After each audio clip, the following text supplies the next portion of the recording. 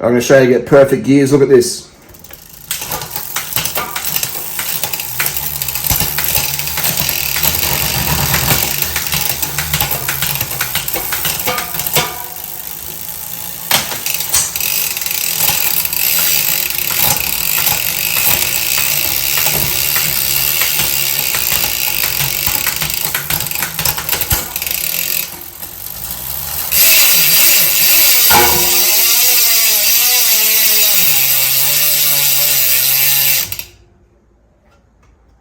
Alright, welcome to the video. I'm going to show you how to get the gears perfect.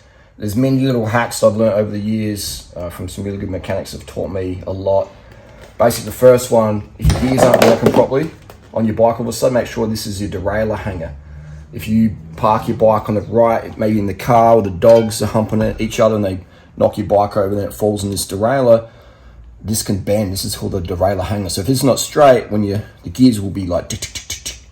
And often if you shift it into the big cog here, this derailleur can end up in your spokes. It can snap off, flick scorpion tail through here and then cut through your seat stay, destroying your whole frame. So you lose your derailleur, you lose your rear wheel potentially, and you lose your rear. I've seen that happen many times. So make sure every ride, if your gears are stop and check your derailleur alignment. All right, if you've ever loaned a bike to someone, if you're using a rental, make sure, first thing I do is I check the derailleur alignment, make sure it's straight, make sure the pulleys are lined up. You can sort of see that on the camera, the pulleys. This is the pulley here. Yeah. Make sure they want to be lined up. If it's a bit crooked out, or you can shift it into the easy gear, hang it on a tree and just shift it up, make sure it's not going to hit the spokes. So derailleur hanger, that's a huge one. If it is bent, using a tool like this, these are really, really good. Just a derailleur hanger tool, and even work really good.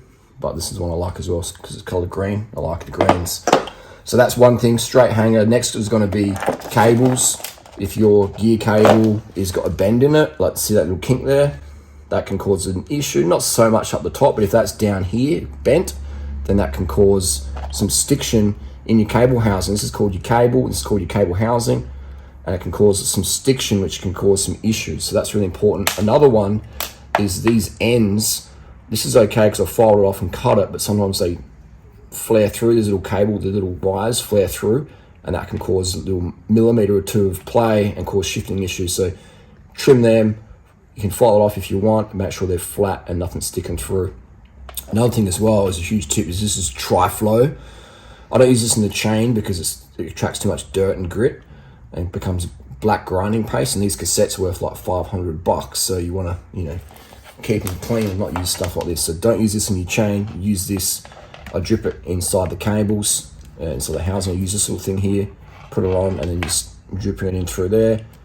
Then give it a bit of a squeeze. Careful getting stuff in your hands. It is probably give your kids birth defects and learning disabilities. But I use this little rubber band, and it keeps it on there. And the bottle is will last you a long time.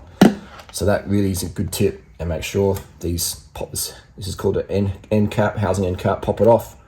Yep, that looks good. And this another thing as well. Sometimes this one here's got two little marks on it. If they have 3 marks on it, it means it might have a rubber seal in the end. And shout out to Sam at Bike Express. He told me that that seal can bind up. So if it does have 3, I'll push that little. If it's got 3 little collars on it, this one's only got 2, so it's okay. If it's got 3 on there and it's a Shimano, it's going to have a seal in the end, like a little rubber donut O-ring. Push it out, get rid of it, because it can bind up with dirt and cause shifting issues. So these ones are good to go.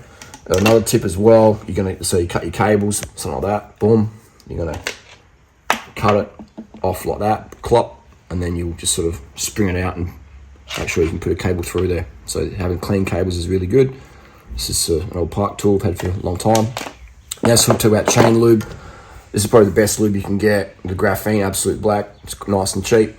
Or if you can't afford that, then this is really good as well. Just square it, you get it everywhere, and it's just applied on. So this is probably one of my favorites. And if you want to, sell your kids online, then this stuff's good as well.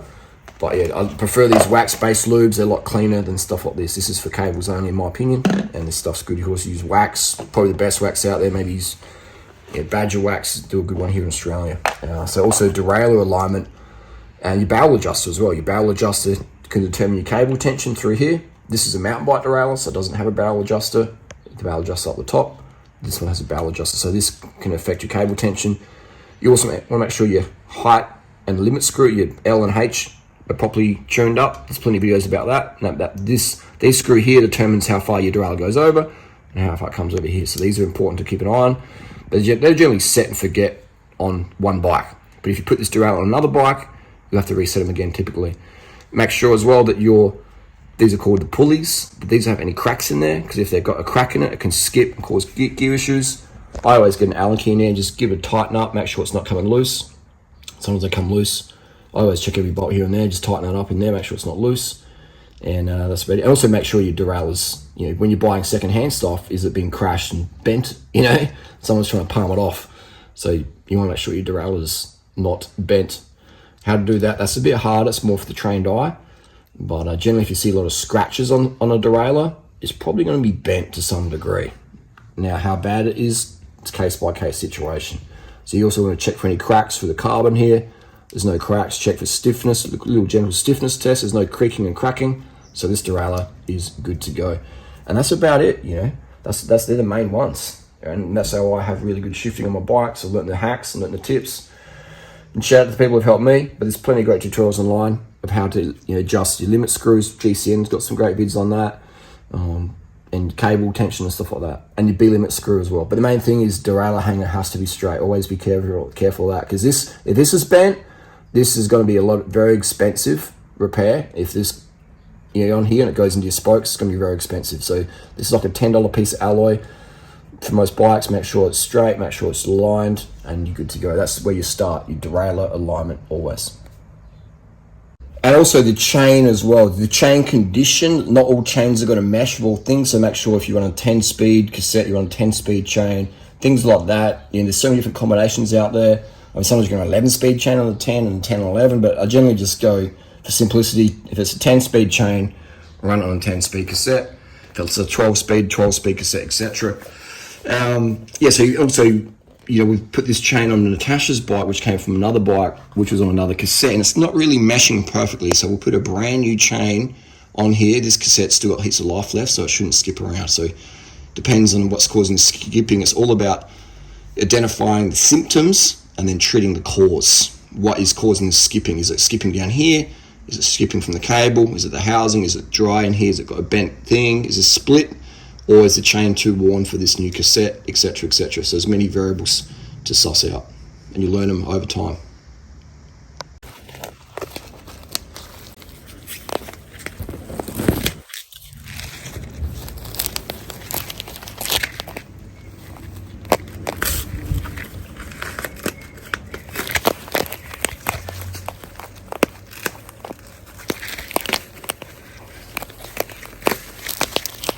Trying to do that.